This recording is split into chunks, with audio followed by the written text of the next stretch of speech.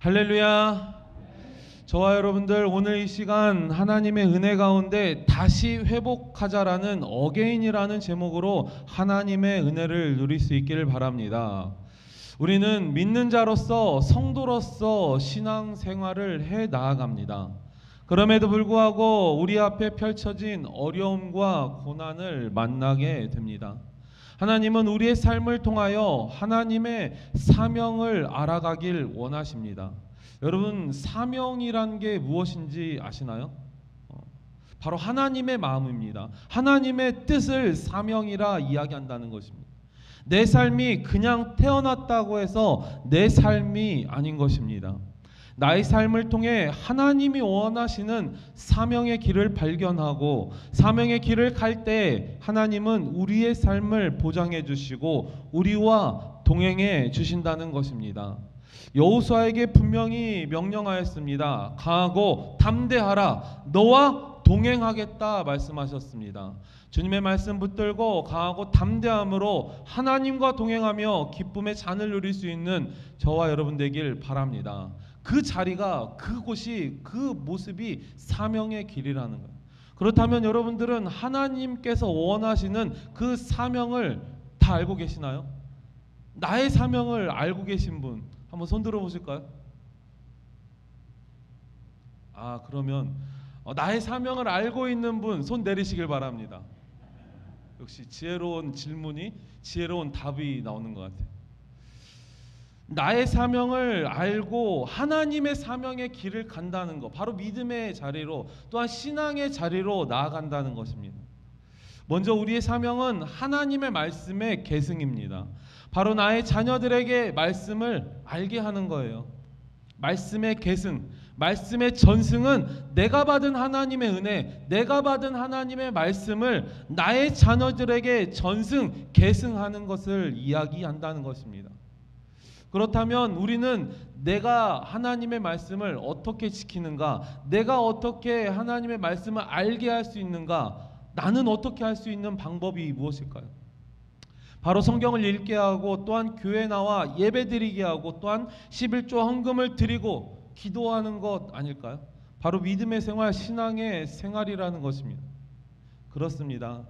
우리의 믿음의 생활, 믿음의 신앙의 생활, 맞습니다. 바로 우리의 삶을 신앙의 모습으로, 믿음의 모습으로 보여주는 게 바로 하나님의 사명을 감당하는 저와 여러분의 삶임을 기억하시길 바랍니다. 바로 우리의 삶을 믿음의 모습으로 보여준다는 것이, 자녀 앞에서 욕하고 또한 세상의 법을 지키지 아니하며 또한 사람들을 미워하고 또한 용서하지 못하고 불평, 불만하는 부모가 있습니다. 어떨까요? 자녀들의 마음은 어떨까요? 자녀들의 모습은 어떨까요? 자녀들의 생각은 어떨까요? 똑같아요. 아니요, 더 이상의 것을 추구합니다. 내가 욕 한마디를 한다면 나의 자녀들은 10마디, 100마디를 할 수 있는 기회가 주어진다는 거예요. 내가 한 번 용서하지 못하면 나의 자녀들은 10번, 수십 번, 수백 번을 용서하지 못하게 된다는 것입니다. 내가 한 번 사랑하지 못하면 내 자녀들은 30번, 100번, 또한 수백 번까지 사랑하지 못하는 모습으로 남은 인생을 살아가게 된다는 거죠. 똑같다는 거예요. 우리의 자녀들은 우리들의 부모의 모습 본대로 행동한다는 것입니다. 부모가 주의를 한번 어기면 자녀들은 마찬가지입니다. 주의를 한번 어겨도 괜찮구나. 나도 가지 않아야 돼. 이유를, 합당한 이유를 장황하게 설명합니다. 그 장황한 설명을 하면서 내가 주의를 안 가도 돼. 당당하게 부모님에게 이야기하죠. 주의를 범하게 된다는 거예요. 누구를 통해서? 부모가 주의를 범하였던 모습을 보고서 답습한다는 거예요. 배웠다는 거예요. 부모가 주일 헌금을 드립니다. 또한 주일 헌금을 드리지 않는 경우도 있어요. 11조를 드리지 않는 경우가 있어요. 성경에 분명히 11조는 하나님의 것이라 이야기합니다. 믿음의 고백으로 나의 예물을, 하나님의 예물을 하나님께 돌려드리는 11조를 내가 하나님께 드린다는 거예요. 그럼에도 불구하고 믿음의 생활인 11조로 나아가지 않는 부모의 모습을 보면 자녀들도 똑같아요. 나중에 청년의 세대가 돼서 내가 일을 하고 또한 수입이 있게 되고 물질을 얻었을 때, 아니 자녀들도 마찬가지죠. 용돈이라는 게 있잖아요. 지금은 아니지만 설날 세배 때 가장 많은 수입이 일어납니다. 자녀들은. 그리고 또한 학교에 입학할 때 초등학교, 중학교, 고등학교, 대학교 각종 그런 학교에 입학 때 많은 친척들로 인해서 용돈을 받게 됩니다. 부모들이 11조를 드리지 않는 모습을 보았어요. 아, 내가 용돈을 받아도 11조 드리지 않아도 돼. 당연하게 생각한다는. 그럼에도 불구하고 내가 11조를 드리는 부모님이 계셨더라면 내가 용돈을 받았을 때에도 따로 11조를 챙겨놓는 믿음의 자녀들의 모습을 누가 봅니까? 부모들이 보게 된다는 거예요. 누구를요? 나의 자녀들을. 바로 영적으로 살릴 수 있는 방법이 부모라는 것입니다. 그렇다면 하나님께서 말씀하시는 믿음의 생활의 모습대로 나아가지 못하면 자녀들은 어떻게 될까요? 영적으로 죽게 된다는 거예요. 우리 부모들은, 육적인 부모와 영적인 부모들은 어떻게 해야 자녀들을 살릴 수 있을까요? 바로 오늘 본문을 통하여 우리의 자녀들을 살리는 은혜가 있길 바랍니다. 오늘 본문을 통하여서 제가 말씀하기를 여러 가지의 방법들, 또한 하나님의 생각과 하나님의 마음, 하나님의 행동, 그리고 또한 오늘 본문에 등장한 1세대들의 마음과 생각과 행동, 그리고 또한 그 2세대, 후세대들의 마음과 생각과 행동을 보면서 우리가 본문 말씀대로 또한 하나님의 말씀대로 의지하며 살아나가는, 결단하는 저희들 되길 바랍니다. 자, 이제 그럼 본문을 보도록 하겠습니다. 모세는 하나님의 사명을 위임받고 이스라엘 백성들을 영도하여 인도하여 가나안 땅에 들어가려 합니다. 모세가 이스라엘 백성들을 데리고 애굽을 나오기까지도 쉬운 일은 아니었다는 거예요.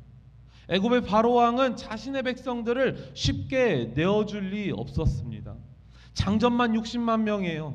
자녀들까지, 가족들까지 다 합쳐서 100만 명이 넘는 이스라엘 백성들을 모세가 내놓으세요. 내어주세요.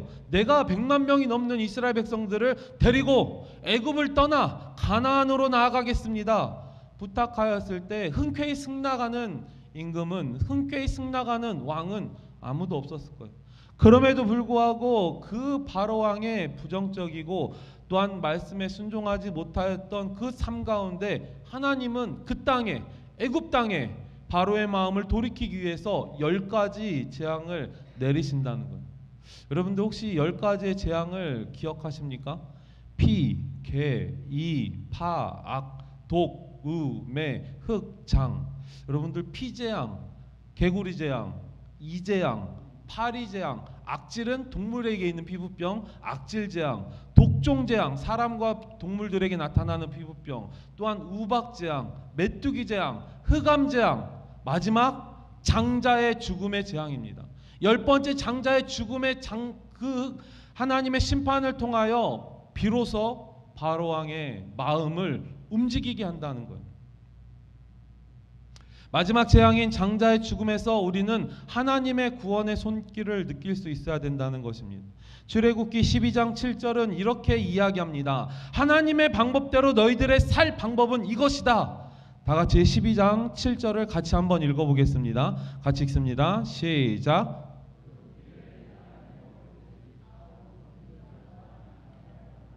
다시 한번 읽습니다. 그 피를 양을 먹을 집 좌우 문설주와 임방에 바르고. 아멘. 하나님께서는 구원의 길로 또한 믿음 있는 자들에게 방법을 알려주신다는 거예요. 살 수 있는 방법을 알려주신다는 거예요. 하나님께서는 10번째 재앙을 통하여서 장자를 다 소멸시키려 합니다. 그 재앙을 애굽 땅 가운데 허락하셨다는 거예요. 그럼에도 불구하고 하나님을 믿는 자들에게는 그 어둠의 사자가 지나갈 수 있는 한 가지의 방법을 가르쳐 주셨습니다. 바로 어린 양의 피를 좌우 문설주 그리고 위에 있는 임방에 어린 양의 피를 바르면 바로 죽음의 사자가 넘어간다 말씀하셨어요. 여러분들 여기에서 두 가지의 부류로 나타나게 됩니다. 우리 같이 예수님을 믿고 하나님을 믿는 사람들은 하나님이 말씀하셨을 때 좌우 임방에 또한 문설주에 좌우 문설주에 또한 임방에 어린 양의 피를 바를까요, 안 바를까요? 바른다는 거죠. 우리는 믿음으로 나아가는 하나님의 성도라는 거예요. 그럼에도 불구하고 믿지 않는 세상의 사람들은 어떨까요? 콧방귀를 낀다는. 아니, 죽음의 사자가 오는데 우리 집에 닥치는 것도 믿어지지도 않지만, 죽음의 사자가 만일 온다고 해도 내 아들이 죽을까? 내 첫째 아들이 죽을까? 퀘스천으로 질문이 넘겨집니다. 그래서 자신의 삶 가운데 말씀하셨던 좌우 문설주와 임방의 어린 양의 피를 안 바르게 된다는 거죠. 누가 그랬습니까? 애굽의 왕 바로가 그랬다는 거예요. 하나님을 믿는 믿음으로 어린 양의 피를 바른 자의 집은 죽음의 사자가 넘어가게 된다는 것입니다. 출애굽기 12장 13절 14절에는 그 하나님의 구원으로 임해 죽음의 사자가 넘어간 그들 가운데 절기를 지키라 이야기합니다. 자, 12장 13절 14절을 같이 한번 읽어보겠습니다. 시작. 내가 애굽 땅을 칠 때 그 피가 너희가 사는 집에 있어서 너희를 위하여 표적이 될지라. 내가 피를 볼 때 너희를 넘어가리니 재앙에 너희에게 내려 멸하지 아니하리라. 너희는 이 날을 기념하여 여호와의 절기를 삼아 영원한 규례대로 지킬지니라. 아멘. 이 절기가 무슨 절기라고요? 유월절이라는 거예요. 어린 양의 피로 구원에 임하였던 하나님의 백성들, 그들 가운데 감사의 조건으로 하나님께 감사의 제사를 드리는 유월절의 절기를 분명히 지키라 말하고 있습니다. 이렇게 이스라엘 백성들을 데리고 가나안 땅으로 이제 모세는 이끌어 갑니다. 모세는 가데스 바네아에서 각 지파들의 한 명씩 선출합니다. 12지파의 대표들을 한 명씩 뽑아서 가나안 땅을 정탐하기 위하여 정탐꾼을 미리 보내게 된다는. 정탐꾼들은 돌아와서 이야기합니다. 절대 넘볼 수 없는 땅이며 거대한 사람들이라고 사람들은 보고한다. 10명의 정탐꾼 가운데 그들이 보고하는 그 내용들은 똑같았어요. 어떻게 입을 맞춘 것처럼 내용을 똑같이 이야기합니다. 우리는 갈 수 없고 가능하지 못하고 그들은 너무나도 거대하고 우리가 넘볼 수 없는 땅이라 10명의 정탐꾼들은 이야기했다는. 이스라엘 백성들은 이 이야기를 듣고 불평불만합니다. 아니, 넘볼 수 없는 그 땅을 우리가 어떻게 나아가서 그 땅에서 살게 할 수 있습니까? 그러나 12명의 정탐꾼 중 여호수아와 갈렙 2명만은 다른 이야기를 합니다. 옷을 찢으며 이야기한다는 거예요. 백성들이요, 가나안은 우리의 무엇이다? 밥이다 이야기합니다. 가나안 땅은 우리가 정복할 수 있는 땅이며 가나안의 그 모든 환경들은 우리의 밥이다라고 옷을 찢으며 통곡하며 그들에게 호소한다는 거예요. 자, 14장 7절에서 9절까지의 내용을 같이 한번 읽어보도록 하겠습니다. 같이 읽습니다. 시작. 이스라엘 자손의 온 회중에게 말하여 이르되 우리가 두루 다니며 정탐한 땅은 심히 아름다운 땅이라. 여호와께서 우리를 기뻐하시면 우리를 그 땅으로 인도하여 들이시고 그 땅을 우리에게 주시리라. 이는 과연 젖과 꿀이 흐르는 땅이니라. 다만 여호와를 거역하지는 말라. 그 땅 백성을 두려워하지 말라. 그들은 우리의 먹이라. 그들의 보호하전 그들에게서 떠났고 여호와는 우리와 함께 하시느니라. 그들을 두려워하지 말라 하니. 아멘. 젖과 꿀이 흐르는 땅이며 또한 심히 아름다운 땅이라 그들은 우리의 밥이다라고 이야기하고 있습니다. 이 하나님께서는 모세와 아론에게 말씀합니다. 나를 원망하는 백성들의 음성을 누가 들었다? 하나님이 들었다 말씀하십니다. 14장 2절 3절에선 이렇게 불평불만합니다.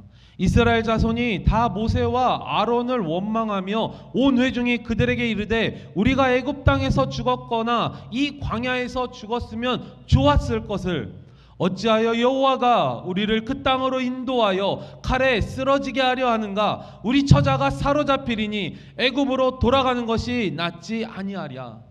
그들 뒤에 따라오는 그 군인들과 또한 그 환경에 처한 모습들 가운데 이스라엘 백성들은 불평불만한다는, 차라리 이곳에서 죽는 게 낫지, 애굽에서 죽는 게 나았지, 어찌하여 우리들을 인도하여 이렇게 힘들고 고난의 길을 가게 하려느냐. 그럼에도 불구하고 하나님께서는 그들 가운데 하나님의 애통의 마음을 표현하고 있습니다. 하나님께서 어찌하여 어디까지 참으랴 말씀하고 있습니다. 그리하여 하나님께서는 선포합니다. 선언합니다. 아니요, 그들에게 재앙을 선포한다는 거예요. 결단코 들어가지 못하리라. 누가요? 불평불만하였던 1세대들, 그 가운데 여호수아와 갈렙만 뺀 나머지 1세대들은 다 죽으리라, 결단코 들어가지 못하리라 선포하게 된다는 것입니다. 1세대라 하면 가데스 바냐에서 하나님을 원망하여 불평하였던 군인으로서 직무하던 20세 이상의 세대들을 말한다는 거예요. 여러분들 20세 이하는 군복무를 하지 않죠? 이 시대도 마찬가지였습니다. 20세 이상으로 군복무를 하고 또한 그들 가운데 표현하고 나아갔던 자신의 의견을 표현하였던 1세대의 포함은 바로 20세 이상의 1세대들을 말한다는 거예요. 그 20세 이상의 1세대들은 다 뭐합니까? 죽으리라 말한다는 거예요. 들어가지 못하리라 말한다는 거예요. 그렇게 40년을 방황하는 자가 되겠다 선언하십니다. 그리고 반드시 죽으리라 말한다는 거예요. 누구와 누구만 빼고요? 여호수아와 갈렙만 빼고 말입니다. 그럼에도 불구하고 하나님은 오직 여호수아와 갈렙만이 1세대 중 살아남으리라 말씀하십니다. 오늘 본문의 내용은 제가 어제 그제부터 청년 수련회에 참여하면서 이 큐티로 나눴던 내용의 말씀이기도 합니다. 오늘 이 말씀을 통하여서 하나님의 마음, 행동, 생각, 또한 1세대들의 마음, 생각, 행동, 또한 2세대들의 행보, 마음, 생각, 여호수아와 갈렙을 포함해서 그 모습들을 세 가지로 나눠서 한번 살펴보도록 하겠습니다. 첫 번째로 하나님의 마음과 행동입니다. 자, 27절에 이렇게 이야기합니다. 자, 27절을 같이 한번 읽어보겠습니다. 27절 시작. 나를 원망하는 이 악한 회중에게 내가 어느 때까지 참으랴. 여기까지요. 어느 때까지 참으랴. 자, 27절을 전체를 직역하면 이렇게 됩니다. 나에 대항하여 반역하는 이 악한 회중으로부터 도대체 언제까지냐? 도대체 언제까지 내가 이 광경을 참고 보고 있어야만 하느냐? 하나님께서는 통곡하는 마음으로, 애통하는 마음으로 그들에게 이야기한다는 거예요. 이스라엘 백성들, 이스라엘 1세대들의 자손들의 원망, 즉 그들이 원망하는 것을 누가 들었다? 하나님이 들으셨다 이야기합니다. 본문의 27절 전체를 내용을 고려한다면 어느 때까지라 라는 하나님의 질문 속에 분명히 어느 때까지랴 질문합니다. 하나님이 백성들에게 내가 어느 때까지 참고 기다리랴 질문해요. 그럼에도 불구하고 이 질문 가운데 이 세대의 반역이 다음 세대로 이루어질 수 있다는 하나님의 마음이 담겨져 있다는 거예요. 내가 언제까지 이 모습들을 지켜보아야 하느냐? 너희 이 세대들, 너희 자녀들이 이 모습을 보고 어떻게 할 것이냐? 그 하나님의 애통하는 마음이 이 한 절 가운데 포함이 되어 있다는 거예요. 여러분들 이 하나님의 마음을 아시나요? 아시나요? 네? 여러분들 하나님의 마음이 한 절 가운데 나타나 있다는 거예요. 부모라면 다 알 수 있어요. 하나님의 마음. 너희 1세대들이 정말 하나님의 믿음대로 본대로 살아가야에도 불구하고 그렇게 살지 못할 때 너희 자녀들은 어떻게 할 거냐? 어떻게 할 거냐? 어떻게 할 거냐? 애통하며 백성들에게 이야기한다는 거예요.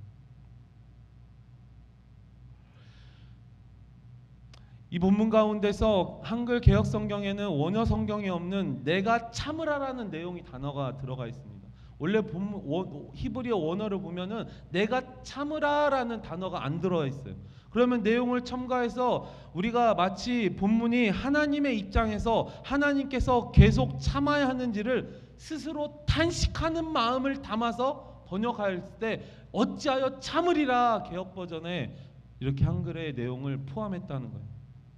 본문의 히브리 원어에 나타나 있지 않는 참으리라라는 그 내용 구절이 들어간 하나님의 마음을 이해하며 깨달으며 같은 마음이 될 수 있는 저와 여러분 되길 소망합니다. 오늘 본문 가운데 새번역 성경은 14장 27절을 이렇게 이야기합니다. 나는 원망하는 이 악한 회중이 언제까지 그럴 것이냐라고 새번역 성경이 이야기한 것은 본문에 가장 가까운 해석이라는 거예요.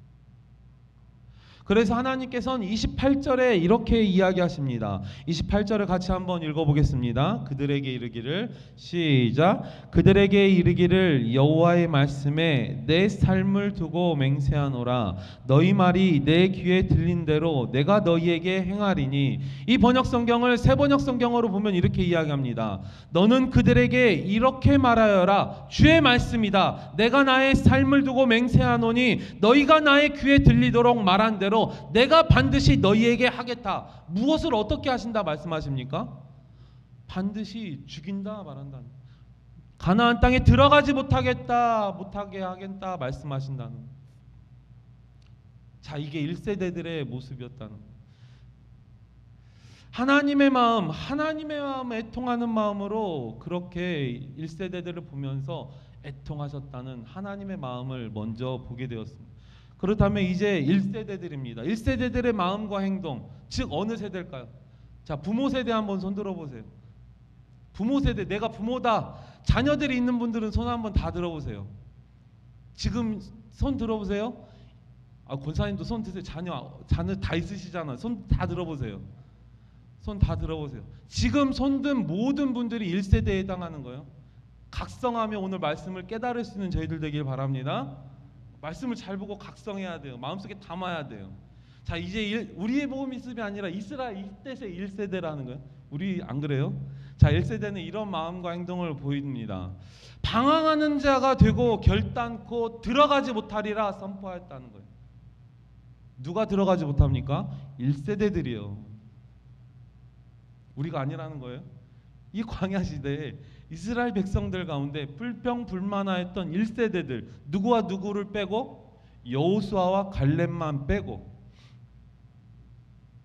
33절은 이렇게 이야기합니다. 33절, 너희의 자녀들은 너희 반역한 죄를 지고 너희 시체가 광야에서 소멸되기까지 40년을 광야에서 방황하는 자가 되리라. 아멘. 이 성경의 33절을 새번역 성경으로 보면 이렇게 이야기합니다. 새번역 성경 14장 33절 말씀 같이 화면을 보시고 한 목소리로 읽어보도록 합니다. 시작.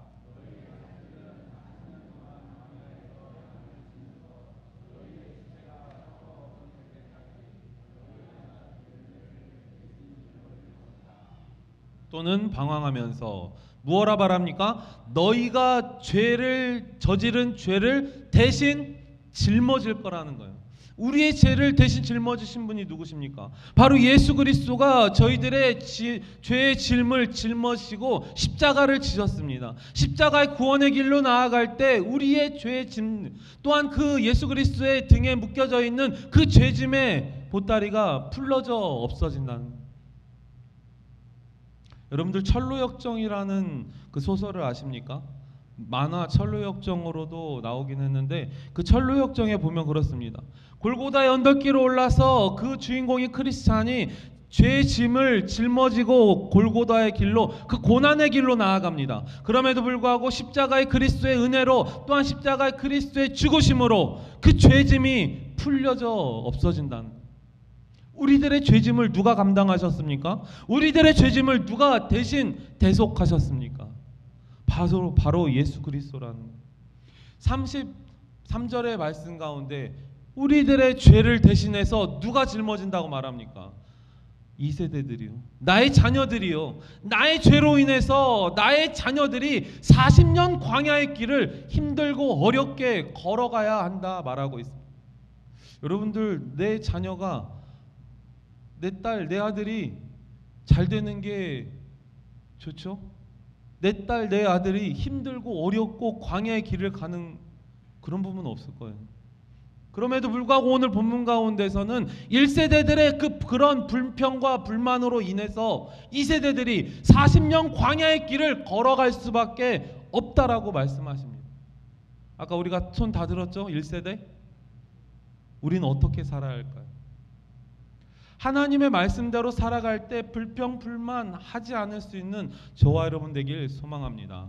그런데 이 광야의 길을 걸어가는 날수를 정한 방법은 무엇입니까? 34절에 이렇게 이야기합니다. 자, 34절을 같이 한번 읽어보겠습니다. 시작.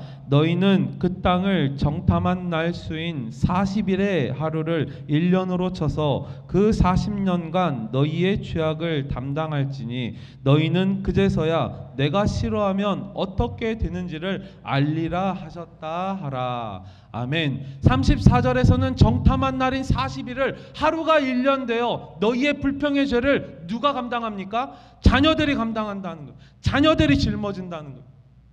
그것을 너희가 스스로 깨달아 알아라 말씀하고 있습니다.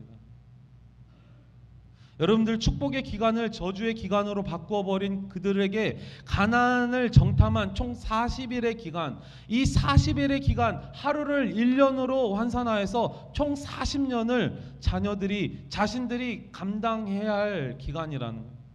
여러분들 애굽에서 가나안까지의 실제 거리를 아십니까?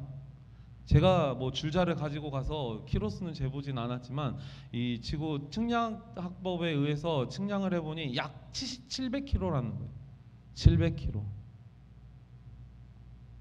우리나라 북한에서 이 부산까지의 거리가 어느 정도일까요?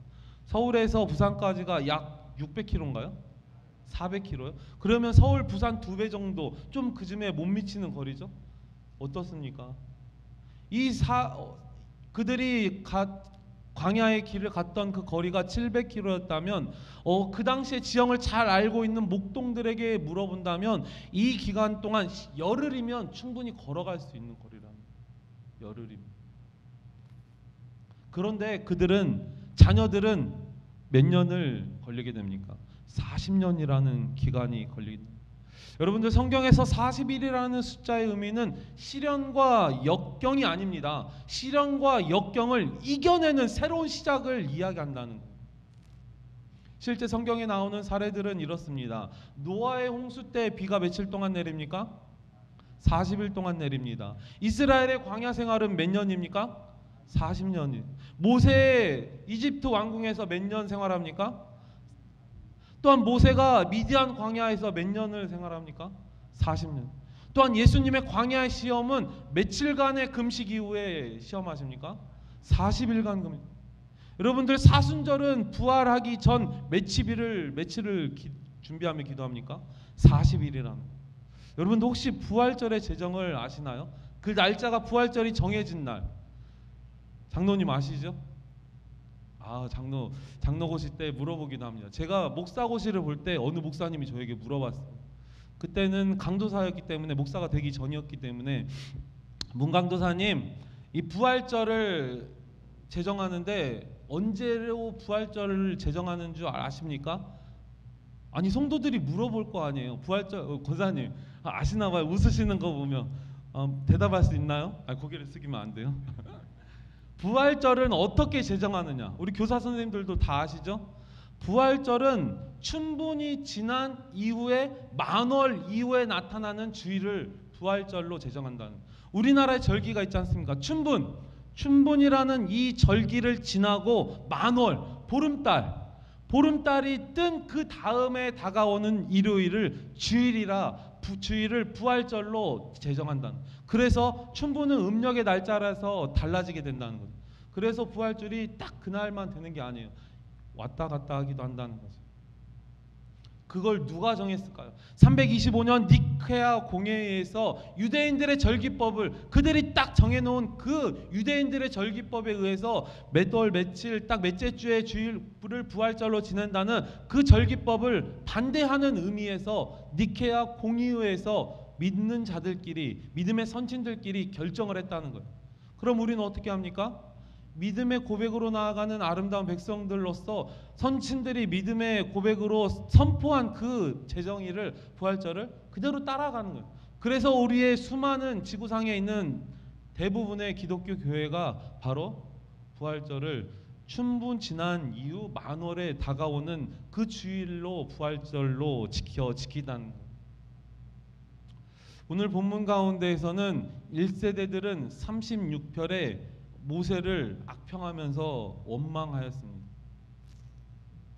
새번역 성경의 14장 36절을 번역하면 이렇습니다. 자, 모세가 그 땅을 탐지하라고 보냈던 사람들은 돌아와서 그 땅에 대하여 나쁜 소문을 퍼뜨리며 온 회중을 선동하며 모세를 원망하였다. 나쁜 소문을 퍼뜨리고 그들 가운데 선동하며 모세를 원망하였다 말합니다. 누가요? 아까 손든 1세대들? 아니요, 우리 말고 여기 1세대들 말합니다.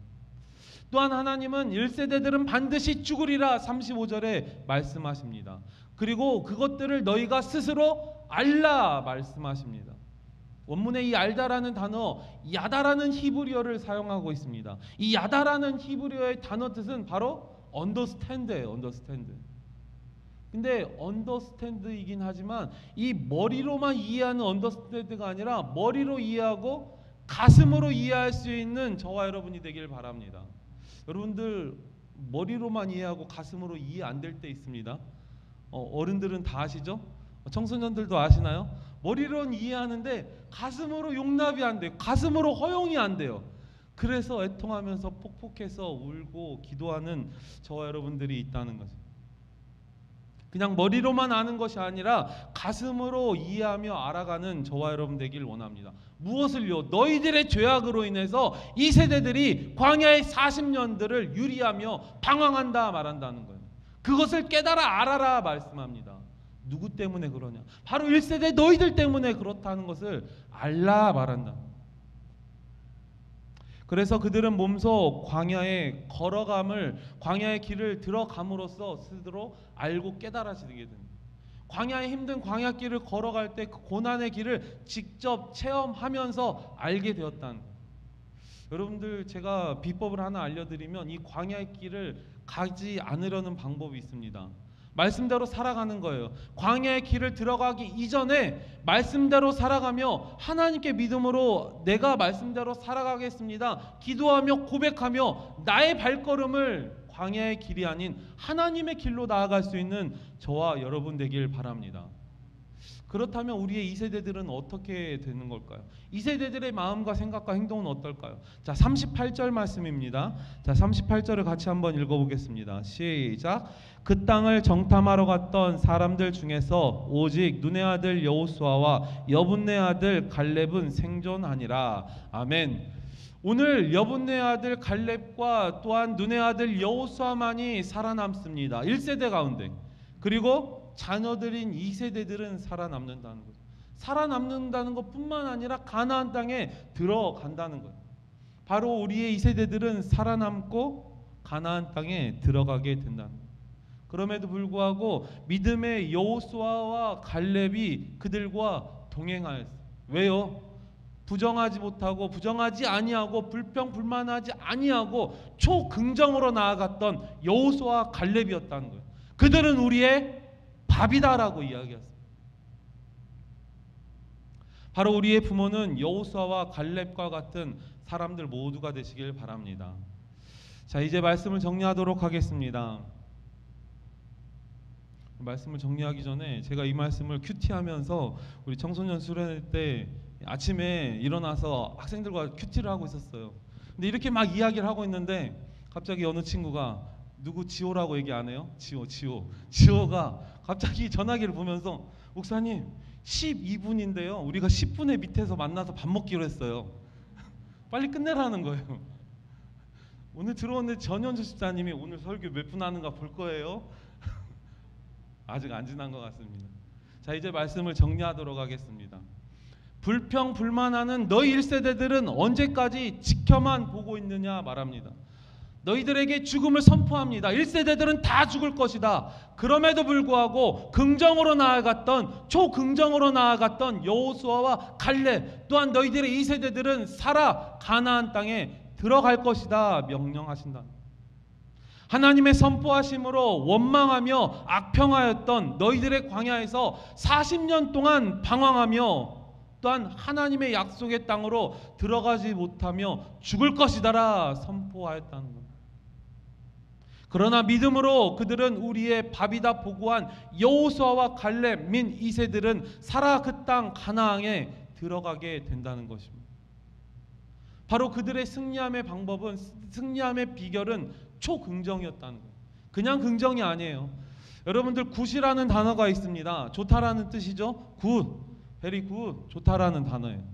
비교급을 이야기하자면 베러라는 좀 더 좋은 것을 이야기합니다. 그럼에도 불구하고 굿이라는 단어의 최상급은 무엇입니까? 뭐라고요? 베스트라는 거예요. 최고의 방법으로 최선의 것으로 하나님께 드릴 수 있는 저와 여러분 되길 바랍니다. 최선의 것으로 최고의 긍정으로 하나님께 나아보시길 바랍니다. 그렇다면 나의 자녀들이, 나의 후손들이 어렵지 아니하며 유리하지 아니하며 방황하지 아니하며 축복의 땅으로 들어갈 수 있는 그 축복이 저희들 2세대 가운데 있음을 우리는 말씀을 보며 고백할 수 있는 저와 여러분 되길 바랍니다. 그렇게 여호수아와 갈렙처럼 선포할 수 있는 저와 여러분 되길 간절히 소망합니다.